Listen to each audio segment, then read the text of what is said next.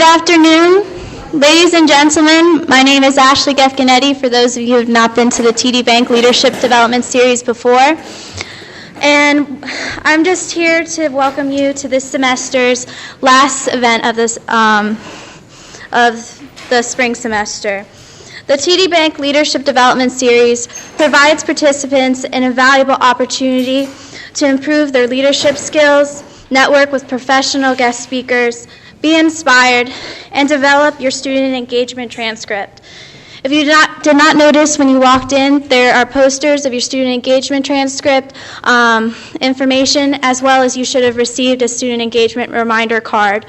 And then you also received an evaluation form, so at the end, if you could fill that out and leave it at the front desk, I'd appreciate it. A special thank you needs to be given today to TD Bank, America's most convenient bank, because without their generous funding, this event would not have been made possible. This is the second year that they have supported us, and again, they have sent the check to be able to support us for another year. So a big thank you out to them. And then lastly, I'd like to thank the Office of Student Life and for all their help for helping organize this event, making sure, all the forms are in, and all the background stuff that we needed to know to do to make it possible. And the RBCC Foundation, they helped us get the funding from TD Bank.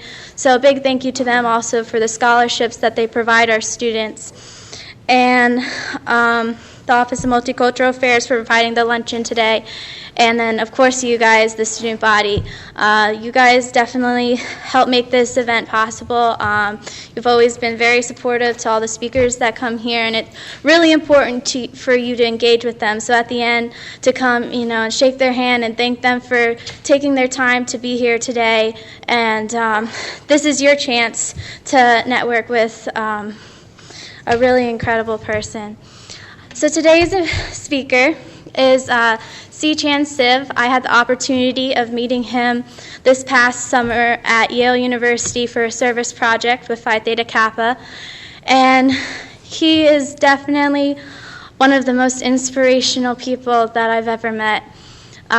He really touched the hearts of those that were able to meet him, and as well as the few student leaders and new members into clubs that were able to sit down and have lunch with him today. Just a little background. I don't want to give too much away from his presentation, but he's a survivor of the 1976 Cambodia killing fields, and he's going to talk about his journey from the killing fields to the White House. And in 2001, Sichan Siv was unanimously confirmed by the Senate and appointed by George W. Bush as an ambassador to the United Nations, and he served until 2006.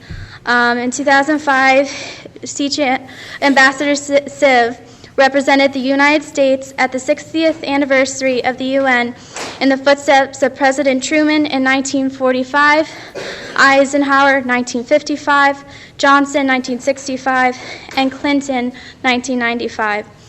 And from 1989 to 1993, Ambassador Siv served at the White House as a deputy assistant to President George H.W. Bush, and at the House Department as deputy assistant secretary.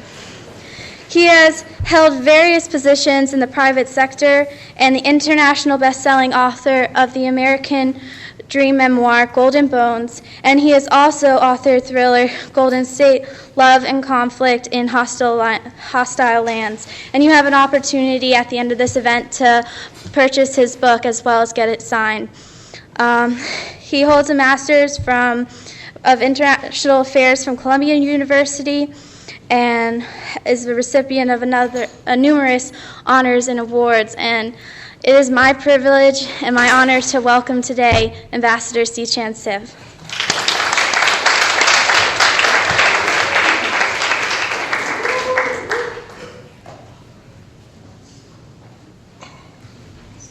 Thank you very much, Ashley, for the kind introduction. It is certainly a pleasure and a privilege for me to be with you today, and thank you for ordering a very beautiful day for me to drive from New York, and I reminisce my years as a taxi driver in New York City. Long time ago, I touched on it a little bit, but this is a much more beautiful drive than navigating through Manhattan traffic. What we're going to do the next 20 minutes is to take you on a journey, a travel back in time, and all the way to the other side of the planet. As Ashley mentioned, I was born in Cambodia at about a mile from this terminal right here, when Cambodia was under French rule. So everything we knew about the outside world was France. I grew up speaking French. I ate French baguettes, French food. So French was a symbol of modern civilization for us until 1953, when Vice President Mrs. Nixon came to visit. And then our teachers told us that there was another country, much bigger and farther away than France. It's called United States of America. My father died when I was 9 years old. So this is how you can tell how far is it from Cambodia right here on the right to Texas. And this is how it looks like. Cambodia is in the United States. It would be like the Missouri, it's the size of Missouri. So my father died when I was 9 years old. My mother worked very hard to send me to the best school in the kingdom because she knew that education was very important. At one point, she has to sell lotus leaves used in poor countries in the 50s to wrap produce that people bought in the markets every morning. She told me, she instilled in me this wisdom of never give up hope, no matter what happens. That was in my heart, in my head, since I was very young. In 1969, I became a flight attendant, and I flew all over Asia. I even went to China at the peak of the Cultural Revolution. What I saw in China was unbelievable. But I never thought that a few years later, that revolution would reach my homeland. In the mid-70s, I worked in very dangerous circumstances to try to save the lives of thousands of refugees and displaced people who were fleeing the countryside, war-torn countryside, to seek safety and shelter in the capital and other provincial cities. On April 10, 1975, President Ford gave an address to the joint session of Congress. He said, for this administration, the time is short and the options are few as far as Cambodia and South Vietnam are concerned. When I heard that, my heart sank. I knew that the United States was going to pull out and that Cambodia and South Vietnam would just fall apart. Incidentally, this month marks the 40th anniversary of the end of the Vietnam War, because 2 weeks after Cambodia fell, Vietnam also fell to the communists. So this was April 10, 1975. 2 days later, I was told by the U.S. Embassy to be at the embassy within 1 hour if I wanted to be airlifted out of Cambodia. I was concerned about the plight of some 3,000 refugee families in a stranded province. So I went to meet with the governor, trying to organize some supplies to be delivered. When I arrived at the embassy, I was told that the last helicopter had taken off 30 minutes before, so I missed the U.S. evacuation by 30 minutes. 5 days later, the Khmer Rouge came in and they turned Cambodia upside down. They killed anybody who wore glasses, sign of education.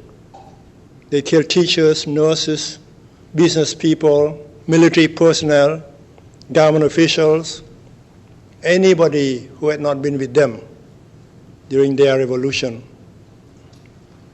My mother gave me her wedding ring, her scarf, and a bag of rice. She told me to run. No matter what happens, never give up hope. So I rode a bicycle for 3 weeks, using fake passes and false excuses to get through the Khmer Rouge checkpoints. I was captured near Thailand. They tied my arms behind my back, and they were going to kill me that night. They suspected that I was trying to cross the border to Thailand, which was exactly my intention. A truck driver whom I had met a few days before saved my life. He said to the Khmer Rouge that I was an innocent person, that I was traveling around looking for my family. For the next year, I was put in labor camps. The whole country was turned into huge labor camps, into the killing fields. We were forced to work 18 hours a day. We were given a bowl of rancid soup a day to eat. At night, and I went to sleep, I never knew if I would be alive the following morning. When I woke up, I said I would make it to freedom. In January 1976, they were looking for a crane operator. I knew the crane was going to be used along the Thai border to pick up timber along the border, and that would increase my chances to escape. I never been in a crane in my life. I raised my hand. I said I was a crane operator. So at night I burned small candles, I put a blanket over my head, and I began to study the instructions. On February the 13th, 1976, I was on the back of the timber truck, which looked like this one. I could not jump to the left nor to the right because the driver would have seen me, or the Khmer Rouge soldier with an AK-47 would have seen me through the rearview mirrors. What I did was I crawled from the front to the back, and then I just dropped myself behind the truck. You can see it's very high. When I dropped myself behind the truck, my shirt was caught on a piece of lumber, and I was dragged for a few hundred yards before I was flung off. Then I picked myself up and I began to run, to crawl, to walk, to swim for 3 days, having nothing to eat or to drink. I fell in a Booby Trap, which is a deep hole full of punji sticks, sharp bamboo sticks. They were supposed to catch the unlucky victims at the stomach or the heart. But I'm very tall for a Cambodian. So the sticks hit me at my legs. I was not killed, but I was severely wounded. I pulled myself out and I began to limp along until I got to Thailand. In Thailand, I was jailed for illegal entry. I had no paper. Then they realized I was a refugee, innocent refugee, so they sent me to a refugee camp. There are some 3,000 refugee families living in an area the size of a soccer field. Just imagine 3,000 people living in an area the size of a soccer field. It was hot, filthy, humid. Many suffered severe mental depression. For sitting around all day, feeling sorry about the past, and worrying about the future. I thought I would do something to help them out, so I organized English classes, which was a win-win proposal. Many of them were going to go to an English-speaking country, Australia, Canada, New Zealand, the UK, the United States. So they were able to get some basic English.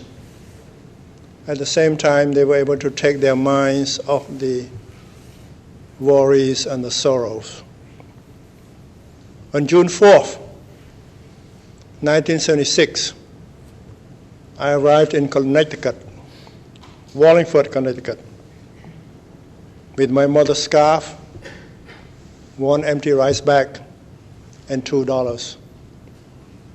I was sick, tired, and exhausted, but I was full of hope.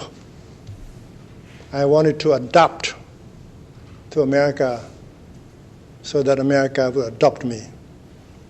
In French, it sounds even better. S'adapter et se faire adopter. Adapt, to be adopted. I did everything that came my way to the best of my abilities. I picked apples. I ate a lot of apples, enough to last for a lifetime. Then I went to work for a fast food store. I was going to be trained to be a manager, so I had to learn how to cook hamburgers, scoop ice cream, wash dishes. I never seen a hamburger in my life.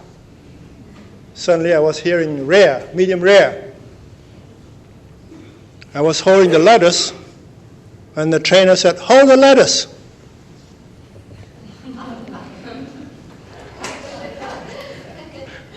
It took me a while to understand that she didn't want me to put the lettuce on the hamburger. I said, this is very difficult. Next stop, New York, New York. Cold winter day in January 1977, I stood there at the street corner, saw all the huge yellow checker cabs coming down, signs at the back read, "Drivers wanted." So I called, and they asked me to go and take a test. It's all about directions. How do you get from Madison Square Garden to Yankee Stadium? I had no idea where these places were, much less how to get from one to another. So I just checked the boxes. At the end, I gave the sheet to the examiner. He looked at the boxes. He frowned. He looked at me from head to toe. He shook his head. He turned away. He said, "You passed." So I became a taxi driver. In 1977, you didn't need to know where you were going to drive a taxi in New York. What you need was strong horn and good brakes. And I was amazed that New Yorkers could communicate in sign language.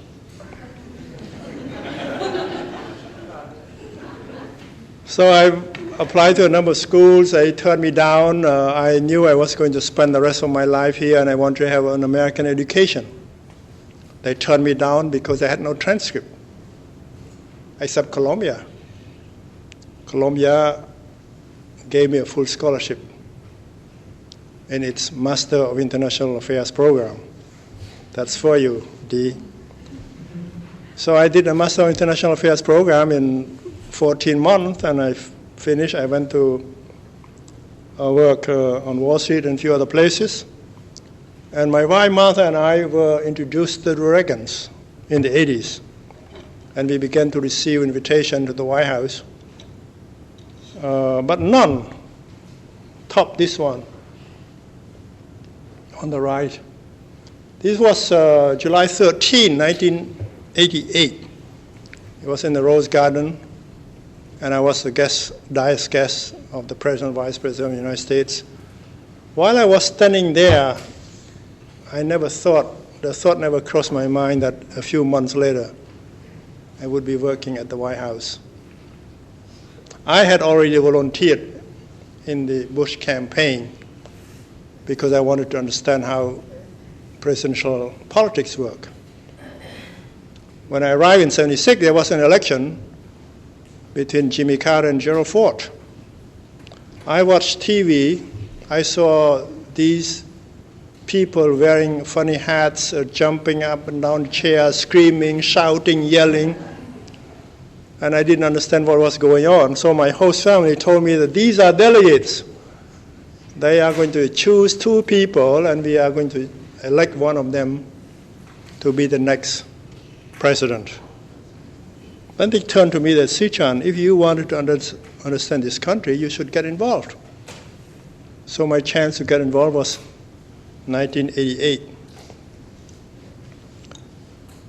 When Bush got elected, he asked me to go and work for him at the White House. When I walked in to work at the White House on February the 13th, 1989, it was exactly 13 years.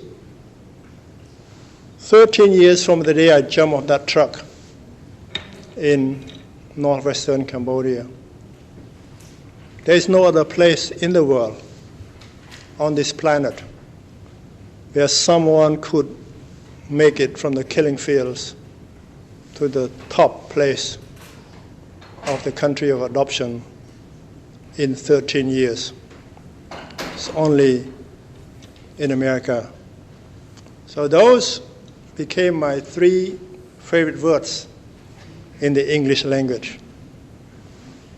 You may ask yourself sometime, what are my 3 favorite words in the English language?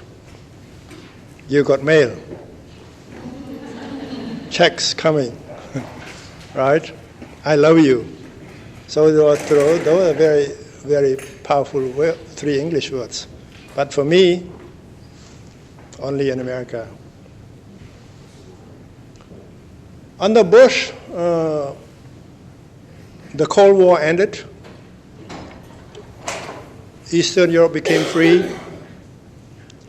The Berlin Wall came down. Germany became united. The Soviet Union fell apart. And there I was, sitting at the White House, seeing history taking shape in front of my eyes, only 13 years after I was running for my life in the jungle. That was quite overwhelming, to say the least.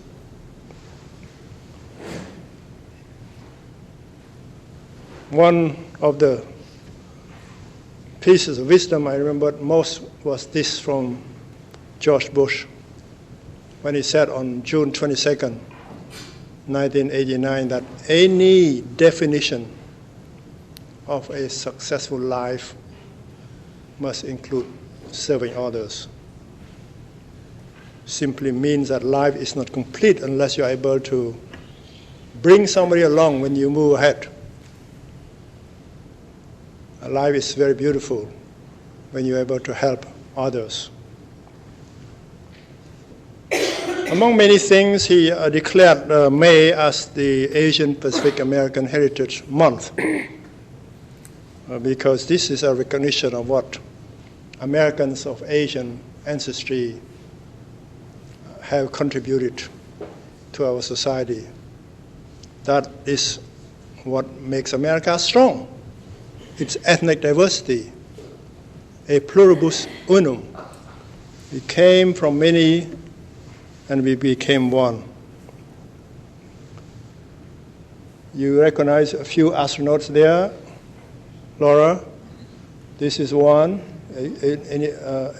Uniziki, and then there's Gawa in the middle.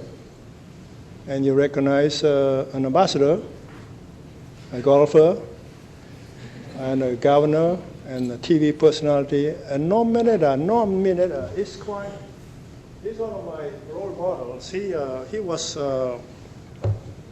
in prison camp, in Japanese internment camp, and he worked his way up to become a congressman, the mayor of San Jose, and he has an airport named after him.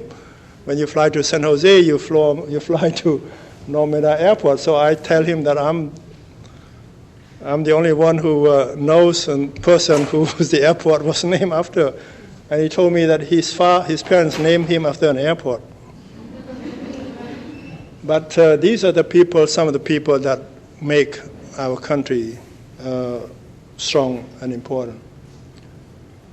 2001, George W. Bush sent me to the United Nations, which is a special place for us.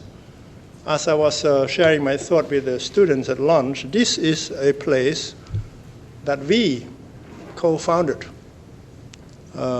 We co-founded the United Nations. We play host. New York is the world's largest diplomatic community, and we are the largest benefactor to many United Nations programs. You name it, from cradle to coffin, from children to aging, everything in between, HIV/AIDS, food crisis, human rights, women, children, we are there at the top. We are doing this not to be popular. We are doing this because it is our duty to honor our country. When I walked in, my colleagues from 191 countries looked at me. Through me, they saw you. They saw America, her strength, her greatness, her future. They wanted to hear what I had to say. Each time I pronounce on behalf of the President and the people of the United States, that was my proudest moment. America is never a conquering power. We respond to earthquakes and tsunamis. We help improve health and education, women and children. We give voice to the voiceless. We protect human rights. And we are building democratic prosperity. That is because we are a compassionate society, because we are Americans. Among the travels that I made for the United States, this is probably one of the most memorable one. This was in 2004. I was sent to Cambodia to represent the United States at the coronation of the new king. You know, kings, they have a lifetime job, right? Once you're a king until you die, unless you abdicate. This king on the left here, he was on the throne when FDR was at the White House. Just imagine he was on the throne in 1941, right on the lower left corner. So there I was sitting in the throne hall. You see that's the throne hall behind me. And I was the only dignitary invited from a foreign capital. All the countries were represented by ambassadors accredited to Cambodia. So there I was in the throne hall, representing my country of adoption at the coronation of the king of my country of birth. I may be one of the few people, or maybe even the only one in history to have done that. But that is because only in America. So, moving on, it has been an honor for me to work for two presidents named Bush. I used to say that I worked behind the bushes. So all of this summarized in this book called Golden Bones, which is printed in a few languages. Golden bones are terms Cambodian use to refer to somebody who is very blessed, very lucky. They call that person a person of golden bones. I think we all are people of golden bones because we are blessed, because we are lucky to be Americans or to be living in America. We were able to publish another book called Golden State, which is what I call a fiction based on facts. It's in a sense, it's a political thriller that has a lot of intrigue between the major powers, United States, France, Russia, and China, and of course the financial world, and the United Nations International Organization. It involves a number of countries around the world, but it's about love. It's about conflict. It's about the society. Wherever it is, it still has problems. Corruption, crime, impunity, and so on and so forth. At home, we like to interact with young people like you, because as I said at lunchtime, you are my inspiration also. Ashley and Laura and Dee and everybody and Angela. Inspiration is not from older one to younger one. I mean, it can be from anybody. My wife told me remarks one day that I make friends all the time. Because when I came here, I knew no one. I did not even know my host family. I made friends all the time. I learned from those people. A fourth grader in Virginia taught me how to describe my life in one word. Now, one day you will have to explain to somebody how do you describe your life in one word. And I struggled for a few seconds, and then I came up with the word hopeful. So, in one word, my life is hopeful. And it turned out that her name is Hope.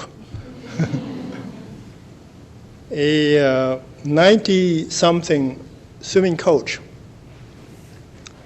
responded to my greetings by saying, "I am too blessed to be stressed." And then I have another friend who was 101 years old when she told me this.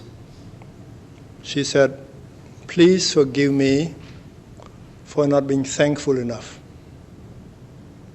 Please forgive me for not being thankful enough." So here we go, United States Air Force Academy. And this red jacket group is a group called City Year, where people up to 24 spend 1 year helping underperforming students. Then you have the cadet of the Civil Air Patrol, which I've been a member since I was at the White House. We provide aerospace education, cadet programs, emergency services, and now we are going into Homeland Security. And you have the Scouts at the bottom. This is one of my favorite slides. I always tell young people, I hope you all know how to ride bicycle, right? Does anyone that doesn't ride a bicycle? Good, bravo.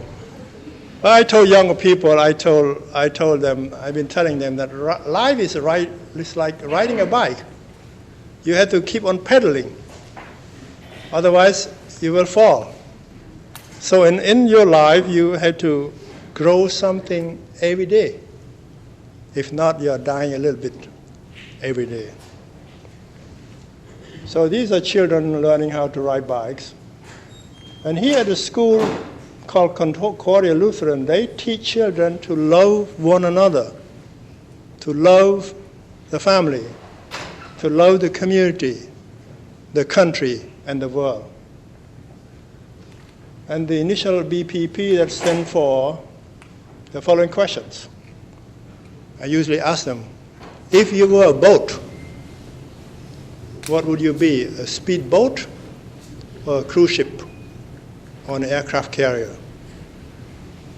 The second P, if you were a plane, what would you be? You would be a jet fighter, or you would be a big plane, like a 747 that carries a lot of people, or a C-5 Galaxy.